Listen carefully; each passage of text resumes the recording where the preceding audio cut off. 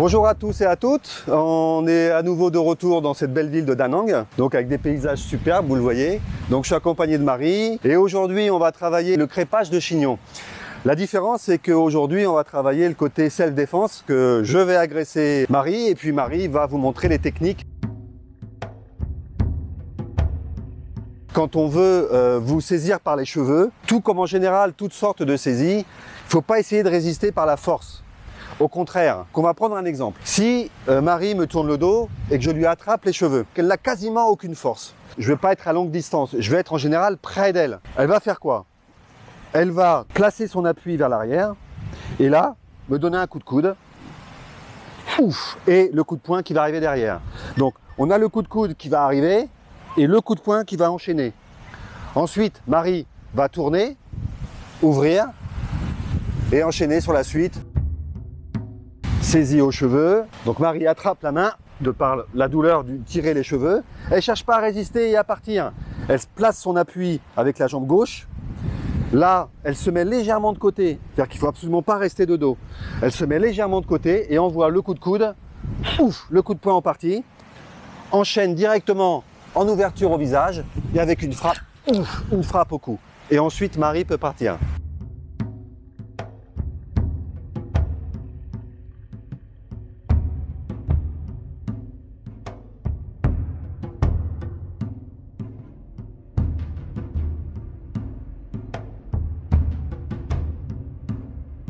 Deuxième principe que l'on peut travailler ou que travaillent certaines écoles, c'est la saisie des doigts.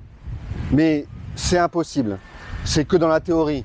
C'est-à-dire qu'avant que Marie puisse me saisir un doigt, essaye, n'importe lequel, essaie de me saisir un doigt et de le tordre. Vous voyez, c'est quasiment impossible, elle ne peut pas le faire. Donc ne pensez pas à tordre des doigts. Moi, à la limite, j'ai la force. Si Marie m'attrape par les cheveux, j'ai la force, je vais pouvoir lui saisir la main et faire des clés. Mais Marie n'aura pas la force. Une femme n'a pas la force d'un homme. Par contre, elles peuvent avoir l'explosivité et la détermination qu'il faut pour pouvoir se défendre avec beaucoup d'efficacité. Une femme a des armes naturelles. Les armes naturelles, c'est quoi? Les griffes, le bout des doigts. L'autre arme naturelle, c'est elle peut mordre. Ça veut dire si vraiment je suis trop près d'elle et qu'elle ne peut plus rien faire, elle peut me mordre au cou, me mordre à l'oreille, me faire mal, me griffer avec les doigts. Bon, moi j'ai des lunettes, elle n'a pas de chance, mais mettre les doigts dans les yeux, cas de dernière extrémité.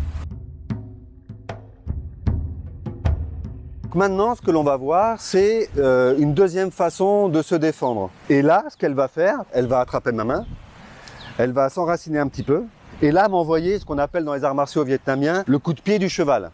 Donc elle va armer le genou et frapper, soit au niveau de mon genou, soit au niveau des parties, en frappant plus haut. Ouf!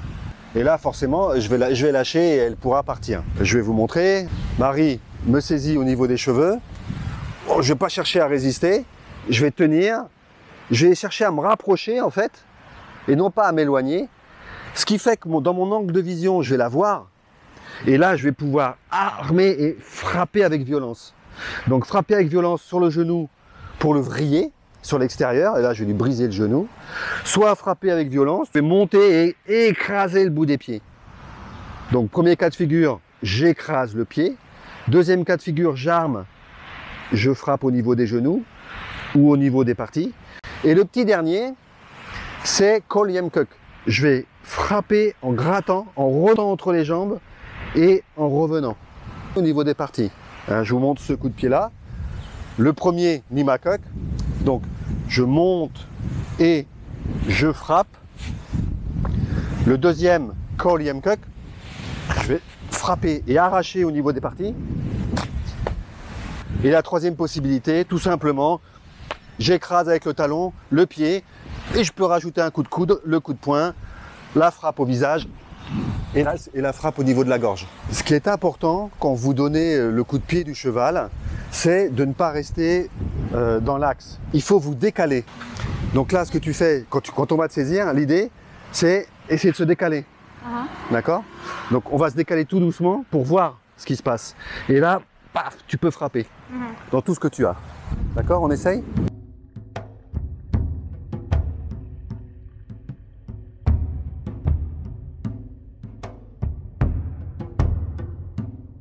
Un principe important quand on vous saisit aux cheveux, essayez de coller à l'individu.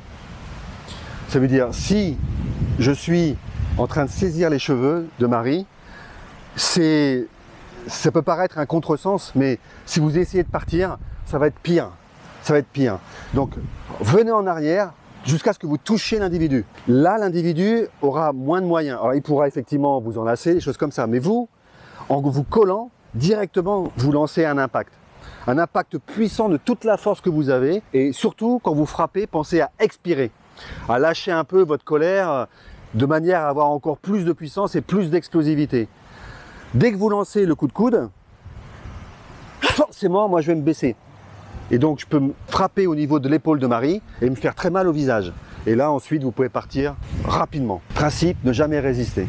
Je vais vous argumenter ça avec une petite technique. Marie va me faire une clé de bras, ici dans le dos.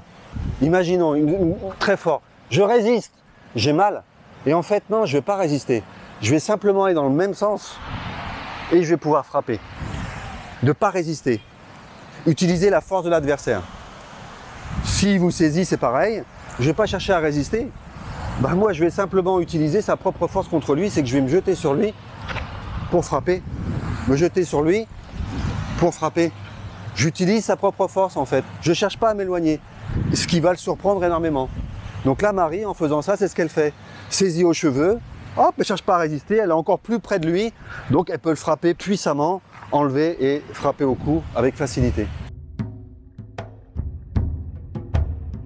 On va voir une autre technique sur la saisie par derrière aux cheveux. Si l'individu vous saisit aux cheveux par derrière, imaginez l'idée que votre tête passe sous ma main pour arriver face à moi. Et là, enchaîner sur un coup de genou. Regardez, je vous montre. On va saisir, on va tourner. On va pas chercher à résister. Tu vois ? Marie, donc, va me saisir ou pas les mains, mais elle va essayer de passer sous ma main. Donc, elle va tourner et placer. Et là, elle va pouvoir m'envoyer pareil, le coup de genou, ou la jambe tendue, ou avec une main, frapper en remontant.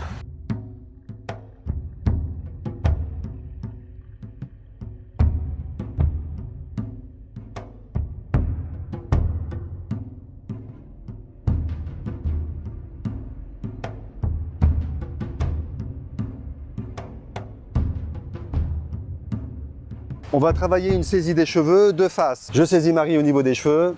Et là, Marie frappe. Soit le coup de genou au parti, comme d'habitude, toujours les classiques. Soit la jambe tendue. Ouf. Avec le tibia. Et là, bah pareil, ça ne pardonne pas. Le danger, si Marie me donne un coup de genou. Vas-y, coup de genou. Moi, qu'est-ce qui va se passer? Je vais me pencher et je vais frapper Marie d'un coup de tête. Parce qu'avec le choc, je vais avoir un réflexe, ça va être ça forcément. Donc, ne pas rester dans l'axe. Décalez-vous. Il faut ruser. Feindre un peu la faiblesse pour pouvoir attaquer de manière avec plus d'efficacité. Donc, quand je vais saisir Marie, elle va se décaler légèrement sur la droite et là, frapper. Voilà. Et là, Marie ne craint rien. Soit frappe avec un coup de genou, soit frappe jambe tendue, Tan Long Kok en vietnamien, le coup de pied du dragon. Et là, on va essayer de frapper avec la partie du tibia qui va faire très mal.